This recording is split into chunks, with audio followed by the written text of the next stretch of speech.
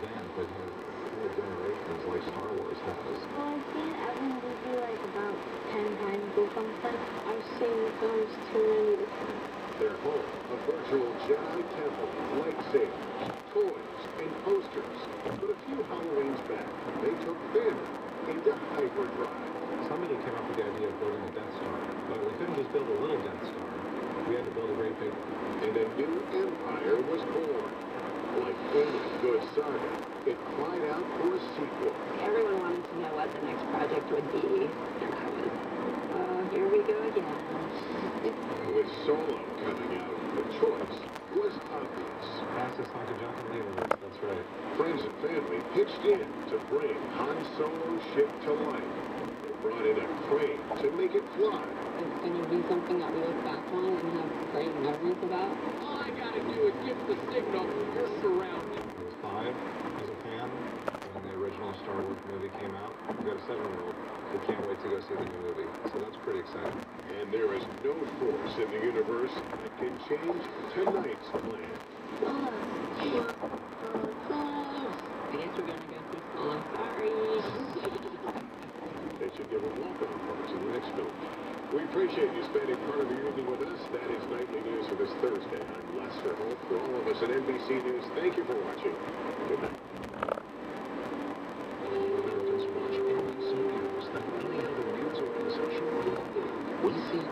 Download the Brett Halmer Show podcast available Monday through Friday every afternoon with fresh content daily. We will cover the issues of the day, plus a lot more, including sports, pop culture, and tons of Baltimore life news. Download the podcast on iTunes, Stitcher, or at WBAL.com/podcast. WBAL News Now with Brian Newman. Weekday mornings 5 to 9 a.m. with news, traffic, weather, and stimulating conversation. This is WBAL WIYY HD2 Baltimore. 80 degrees and sunny. Good evening. I'm Shoshana Gaines. Viewing services are underway at this hour for Officer Amy Caprio, who was killed in the line of duty Monday, and the Baltimore County Council appoints Kevin Cabinet's top aide as the interim county executive. We'll have these stories after ABC News. From ABC News, I'm Richard Cantu.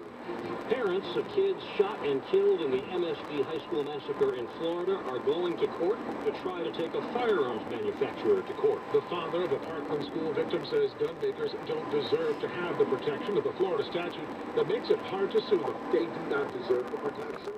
We should not be afraid.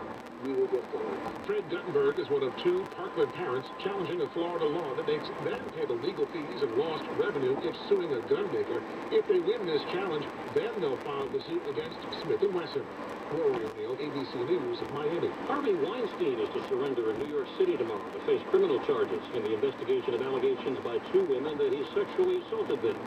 Weinstein has repeatedly denied non-consensual sex with anyone.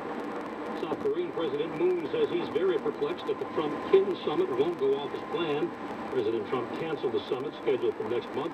Testifying before Congress, Secretary of State Mike Pompeo was optimistic that the summit with North Korea would happen eventually. I hope we quickly are able to get back to that place, but ultimately Chairman Kim will have that decision to make for himself. House Minority Leader Nancy Pelosi says Kim got what he wanted. He got global recognition and regard. He's the big winner. And when he got this letter from the president saying, okay, never mind, he must be having a giggle fit. Folks in National City, California were holding their breath this afternoon. A problem with a furnace door that failed to close at a crematorium just south of downtown San Diego sent heavy smoke out the chimney and doors of that building. Firefighters say the smoke contains human remains. There was a plume above the crematorium that traveled toward a shopping center. The dusty gray smoke hanging in the air. No health problems been reported from that smoke. Alex Stone, ABC News. Wall Street, the Dow lost 75 points. You're listening to ABC News. This is a WBAL News Update on WBAL News Radio 1090 and the WBAL app. Good evening. I'm Shoshana Gaines, WBAL News Radio 1090. Family and friends gathered today to pay their respects to Officer Amy Caprio, who was killed in the line of duty. Hundreds are lined up to pay tribute to Officer Amy Caprio, including her fellow officers. Officer Nicholas Moore says she'll be sadly missed. Amy was awesome. She was, you can't really say enough good things about her. She was always a little quiet at times, but she was always level-headed, intelligent, and never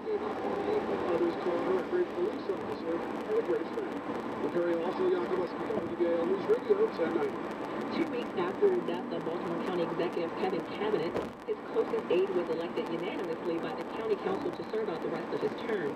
Don Mueller, Cabinet's chief of staff, will serve until the next county executive takes office in December.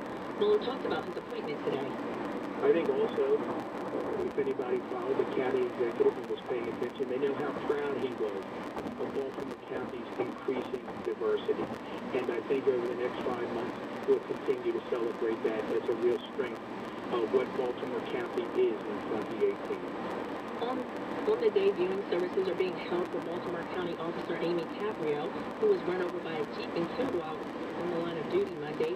Tanika Wilson, the mother of Dante Harris, one of the teenagers charged in her murder, held a press conference along with her attorneys, accusing the juvenile services for failing her son. Numerous times I asked them to detain him, to keep him, so nothing like this would happen, to get worse with everything. Court documents show, despite Harris's repeated house arrest violations and numerous crimes, DJS didn't recommend him to be taken back into custody, but favored continued house arrest. Harris was AWOL again from house arrest at the time of Officer Caprio's killing. 4 Howard County students are facing hate crime charges after an investigation at Glen Elk High School in Howard County. The school superintendent says parents and students arrived there this morning to disturbing images of graffiti swastikas spray painted on the school parking lot and a nearby stop sign. District officials denounced the vandalism as hateful and sickening. This incident underscores the urgent need to come together to reinforce our shared values and make clear that we will neither condone or tolerate this type of hateful expression. Police say they used surveillance video to help identify the 4 18-year-old students. They are facing multiple counts of destruction of property based on bias. The Baltimore Ravens are reacting to the new rules on anthem protests laid out by the NFL. Commissioner Roger Goodell says players will be required to stand for the national anthem if they're on field before a game or face a team fine. Those continuing to protest against police brutality in America and social injustice can